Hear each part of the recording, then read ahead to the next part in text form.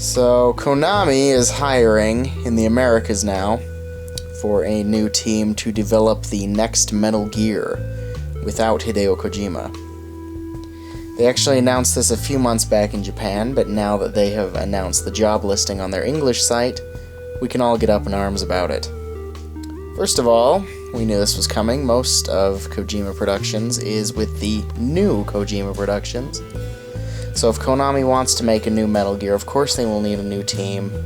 And they did say they would be making a new one, so yes, they're hiring, and it makes sense. Instead of making a big fuss about it, why don't we just not buy the game? People are getting all butthurt about Konami doing exactly what they said they would do, when we all know the game is going to be all microtransactions and no depth. It's going to be a shittier version of Metal Gear Rising, I bet. Not that Rising is bad, it's just not at all what Metal Gear is supposed to be. So knowing that the new Metal Gear, let's say Metal Gear 6, is going to be shit, and not at all what we expect from a Metal Gear game, just don't buy it. Let Konami make it and don't buy it. And if you do have to buy it, get it used. The only way to hurt Konami now is to hurt them financially. They are used to complaining, and they clearly don't give a shit. They've been hearing fans complain ever since the trouble started with Hideo Kojima last year. Honestly, I am so over Konami at this point, it doesn't matter how many new Metal Gears they turn out. Let's just focus on whatever the hell the new Kojima Productions is making and look forwards, not back. I am done with Konami, period. So Nintendo has filed a patent for a controller, and it looks absolutely asinine.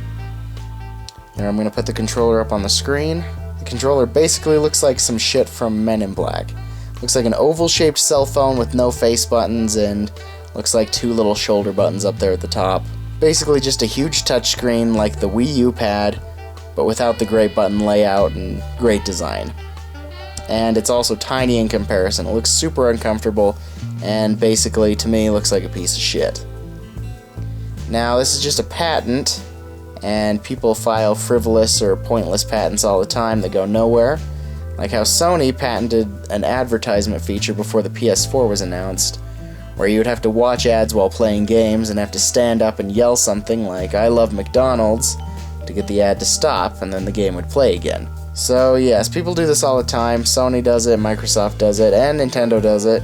But the thing is, Nintendo has a history with being innovative and pushing the envelope, and with their recent switch to two-screen gaming, with the DS, 3DS, and Wii U, this controller doesn't seem so out of the realm of possibility to me. Nintendo, ever since the Game & Watch and NES has innovated, they have innovated and applied brand new game mechanics in great ways. Up until the Wii, I would say. They have been innovating but not applying those innovations in any meaningful way. Now there's this. And some folks around the internet are insinuating that this might be the controller for the Nintendo NX. And I could see that happening. I do think it would be unfortunate because doing any serious gaming on a cell phone is such a chore, and this would just bring that into the living room. It'd be so damn uncomfortable to do any serious gaming with no buttons that I think it would scare away what small audience Nintendo still has left. I mean, another failed console like the Wii U wouldn't kill Nintendo because they have 3DS money. Crazy amounts of money to fall back on. But their consoles are starting to look like late Sega consoles to me. Not a good thing. Nintendo can't keep stumbling like this. They can't last forever, wasting money on these shitty quote-unquote innovative designs that end up going nowhere. Speaking of innovative controller designs, I'm here once again to defend the Steam controller. I see people all over the place saying that they tried it once and hated the touchpads. People saying that they don't feel good and that they are uncomfortable to use after they tried the controller. But here's the thing, you know what else I hated when it first came out? Analog sticks. I remember when I first got my Nintendo 64 and the analog stick was so weird, it felt squishy and slippery, and I just really wanted another D-pad in the middle. But after a couple days of using it, I started to love it. Of course you're going to hate something that's new and different as it very first comes out. New and different is the enemy of comfort, but sometimes you have to get out of your comfort zone to discover something even better. Now, touchscreen gaming I've never liked. I do it on my phone all the time. I do it on the bus or when I'm taking a shit, but only because that's all there is there. I love feedback. I love that haptic feedback that the Steam controller delivers. The Steam controller is the first good application of these thumb pads. I had a Sony Xperia Play phone, the PlayStation phone, as it's known, with thumb pads that just did not work. They weren't responsive and they just went all over the place, and we were trying to play a game that required analog sticks. They just did not deliver.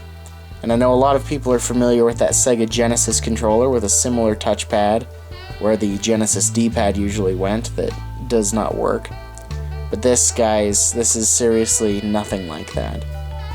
I just wish people would give the Steam controller a few hours instead of just trying it once and throwing it out. It feels great once you're used to it, just like joysticks.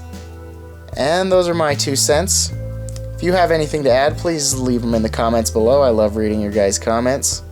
And just remember to like, of course, comment, and subscribe. And I'll see you next time. Thanks for watching.